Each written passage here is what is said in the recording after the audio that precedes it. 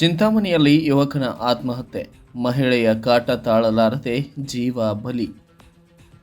ಚಿಕ್ಕಬಳ್ಳಾಪುರ ಜಿಲ್ಲೆಯ ಚಿಂತಾಮಣಿ ತಾಲೂಕಿನ ಮೂಡಚಿಂತಲಹಳ್ಳಿ ಗ್ರಾಮದಲ್ಲಿ ನಡೆದ ದಾರುಣ ಘಟನೆ ಸ್ಥಳೀಯರಲ್ಲಿ ಆತಂಕವನ್ನು ಮೂಡಿಸಿದೆ. ಮಹಿಳೆಯ ಕಾಟವನ್ನು ತಾಳಲಾರದೆ 19 ವರ್ಷದ ನಿಖಿಲ್ ಕುಮಾರ್ ಎಂಬ ಯುವಕ ನೇಣು ಬಿಗಿದುಕೊಂಡು ಆತ್ಮಹತ್ಯೆ ಮಾಡಿಕೊಂಡಿದ್ದಾನೆ. ಮೃತ ನಿಖಿಲ್ 38 ವರ್ಷದ ಶಾರದಾ ಎಂಬ ಮಹಿಳೆಯೊಂದಿಗೆ ಅಕ್ರಮ ಸಂಬಂಧ ಹೊಂದಿದ್ದಾನೆ ಎಂಬ ಆರೋಪ ಕೇಳಿಬಂದಿದೆ. ಶಾರದಾ ಹಲವು ವರ್ಷಗಳ ಹಿಂದೆ ಗಂಡನಿಂದ ವಿಚ್ಛೇದನ ಪಡೆದು ಇಬ್ಬರು ಮಕ್ಕಳೊಂದಿಗೆ ಅದೇ ಗ್ರಾಮದಲ್ಲಿ ವಾಸವಿದ್ದಾಳೆ. ನಿಖಿಲ್ ಪೋಷಕರು ವಿರೋಧ ವ್ಯಕ್ತಪಡಿಸಿದರೂ ಶಾರದಾ ಯುವಕನನ್ನು ಬಿಡದೆ ಆಗಾಗ್ಗೆ ಹೊರಗೆ ಕರೆದುಕೊಂಡು ಹೋಗುತ್ತಿದ್ದಳು ಎನ್ನಲಾಗಿದೆ.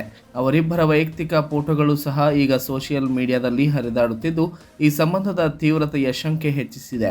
ಯುವಕನ ಶವ ಕಾಚಹಳ್ಳಿ ಕೆರೆಯಲ್ಲಿ ನೇಣು ಬಿಗಿದ ಸ್ಥಿತಿಯಲ್ಲಿ ಪತ್ತೆಯಾಗಿದೆ.